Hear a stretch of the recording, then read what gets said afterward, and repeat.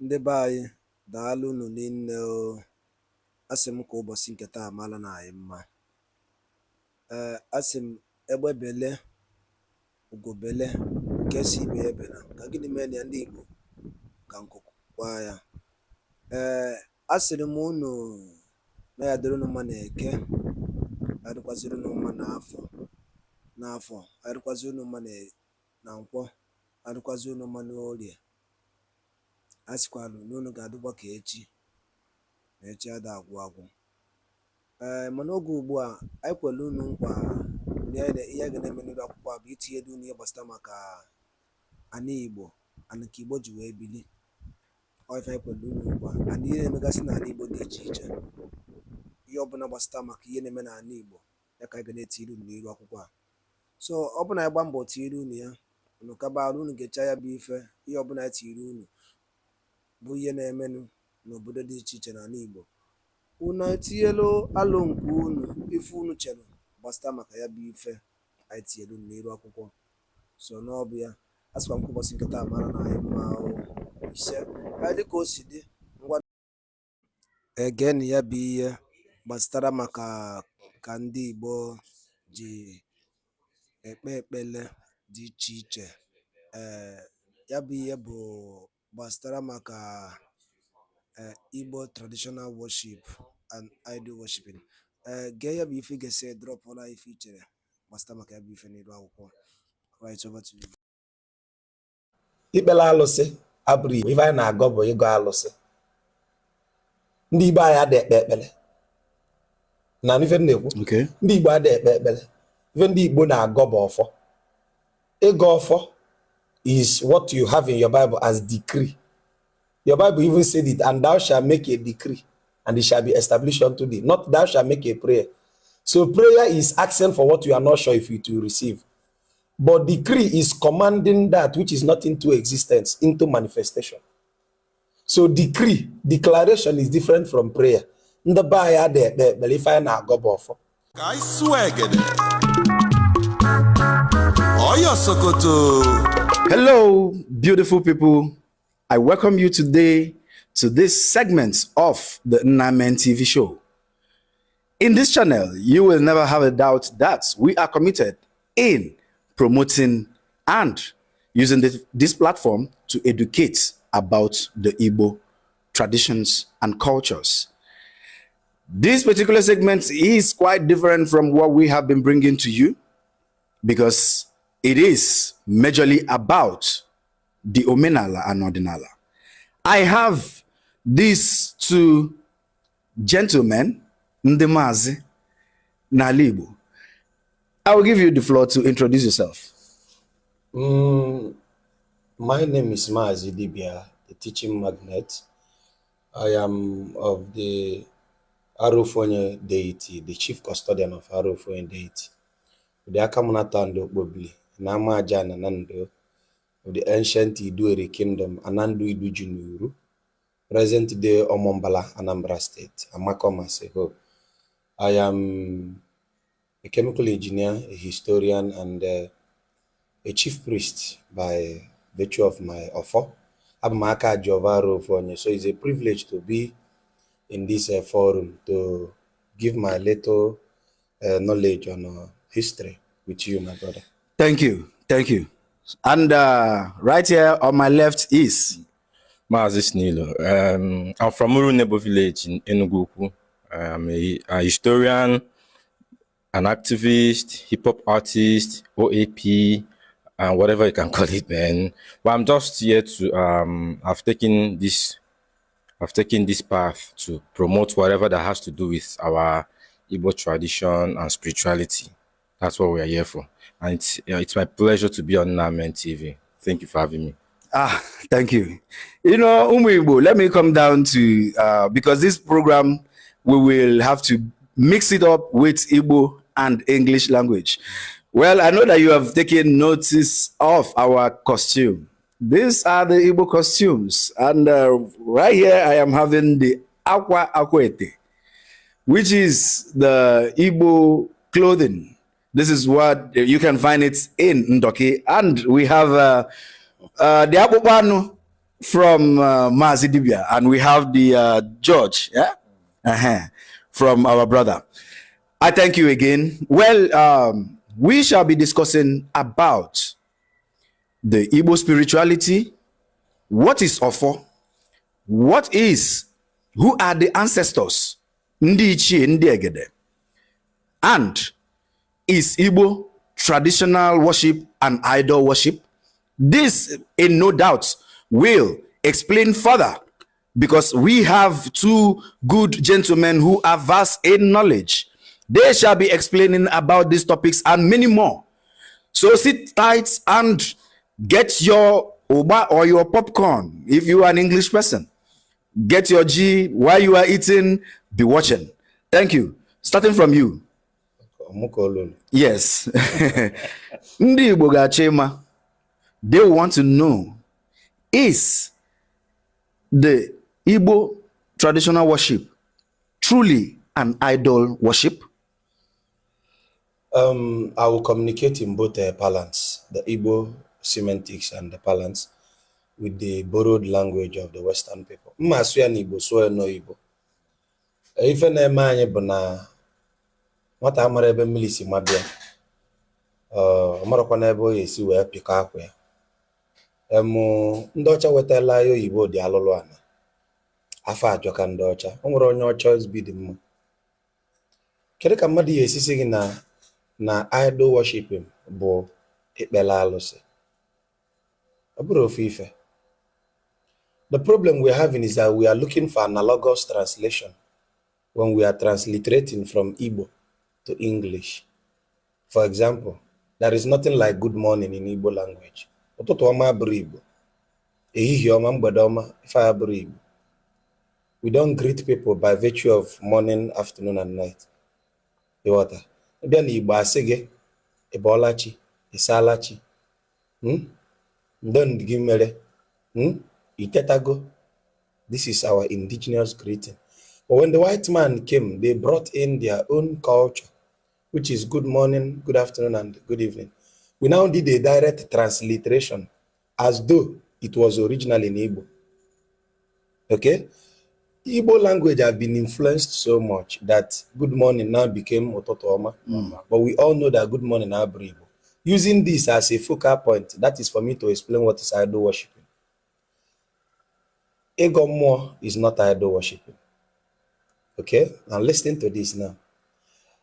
When you see any deity or pantheon that is alien, not indigenous to your people, more than the bono, ibudo ya na agodo, me godobero more than a penaga, you can now say it is idol worshiping. When you go to revere a deity or a pantheon or an energy or a spirit that is not indigenous to your people, it has become idol worshiping to you. Because first of all, you should identify with that which is indigenous to your people before you cross over. Because they always say charity begins at home. So what is idol worshiping? Idol worshiping is when an Igbo man who knows Chukwu, Udo, the concept of Ikenga, Ezumezu, Arobunago, Arobinono, Kamalo, Amadioha, Igwekala, Otuvio, Otutunzu, Iyoji, Arofuonye, Ovuve, Agwu, Ogugu, left all these indigenous pantheons and cross over to a far land and bring a deity from the Fulani into our house or from the Romans into our house and begin to revere it. The names of deities like Yahweh, Adonai, El Shaddai, Elohim, Zibaot, Elolam, Jehovah, Jesus, all these are Western deities. When you bring any ancient deities into your house, it has become idol worship to you. The problem is this: poor knowledge of history makes us to presume that these ones are not deities. I've taught it in my class. I made a 5 hours teaching, telling them how Yahweh is actually a deity of the ancient Canaanites. Yahweh, El, and all the derivatives of El, whether El Shaddai, Elohim, El Gibor, all these things are derivatives of deity. Just like when you have in Igbo language, Ekwensu, in the derivative of Ekwensu, we have Kamalo, Amadioha, Udo. All these things are in the cadres of Ekwensu. They are all derivatives. Okay? Now, when someone don't know these things, when someone call Yahweh, you say holy. Even we sing it, you are Yahweh, madness. When you revere Yahweh and you say Ekwensu, Kihere Megi, Yahweh and Ekwensu are the same deity. They are used for war. They are master of manipulation. They are devourers. So they are always, the Yorubas call something like that Eshu. Eshu. They are our brothers. Then Udo is likened to the Agemo. Okay? So when you don't understand this concept, Agu we have in Igbo, synonymous to Oromila in the Yoruba. So when you live in a deity that is not indigenous to Africa and cross beyond Africa, go to a foreign land to clutch a new deity, it has become idol worshiping to you. Which means, what is idol worshiping? Idol worshiping is when you as an Igbo man leave the pantheons of your father. Alosende nagefa, weje bula alosi onye ozo na-efelu, obugologi obugologi impa alosi. Because na alosi nke di begi imaria ije bula alosi bo onye ozo. Okay, do you get my point? Yes, I am. So mmadụ sị na ị na-ekpela alụsị, ọ bụrụ Igbo. Ikpela alụsị abụrụ Igbo. Ife anyị na-agọ bụ ịgọ alụsị. Ndị Igbo anyị adị ekpe ekpele. Na ife na-ekwu. Okay. Ndị Igbo adị ekpe ekpele. Ife ndị Igbo na-agọ bụ ọfọ. Ịgọ ọfọ is what you have in your Bible as decree. Your Bible even said it, and thou shalt make a decree, and it shall be established unto thee. Not thou shalt make a prayer. So prayer is asking for what you are not sure if you to receive. But decree is commanding that which is not into existence, into manifestation. So decree, declaration is different from prayer. Because when we do declaration, it is working on the principle of energies.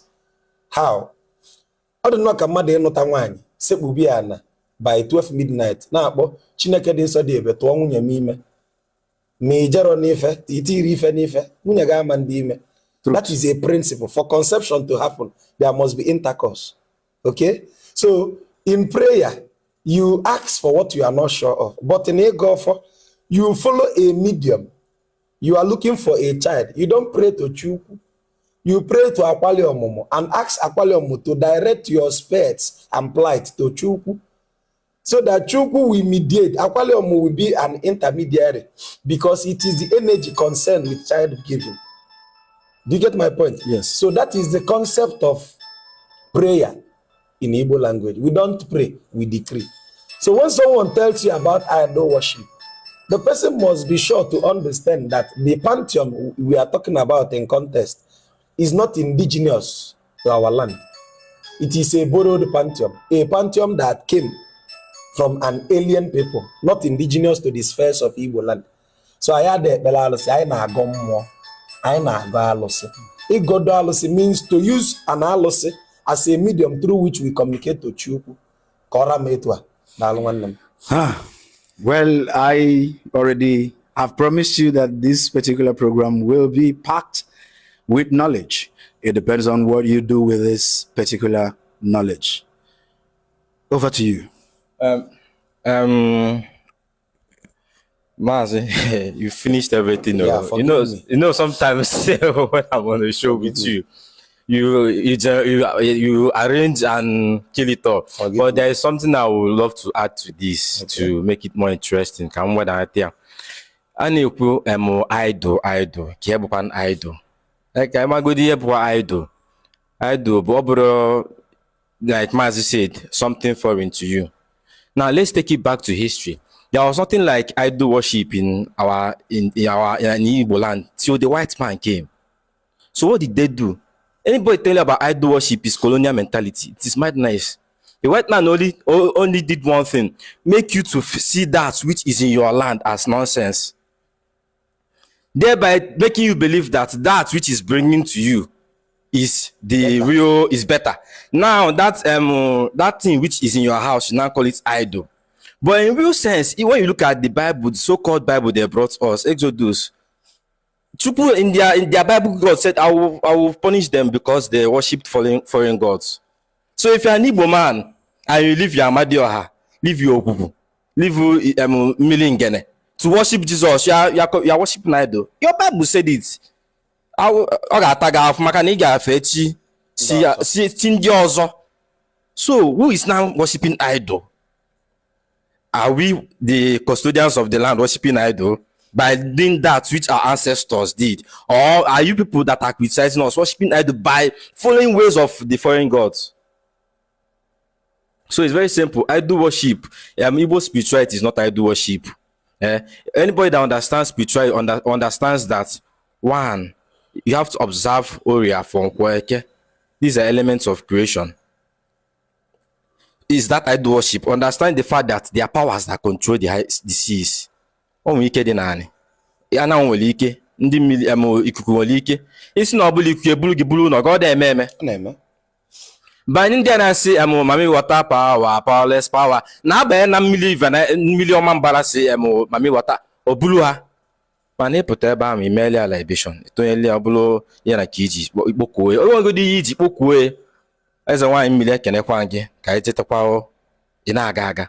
So who is now telling you about ihe na idol worship? Even their Bible made it clear. M ga-atụ na afụnụ ga-afe echi ndị ọzọ.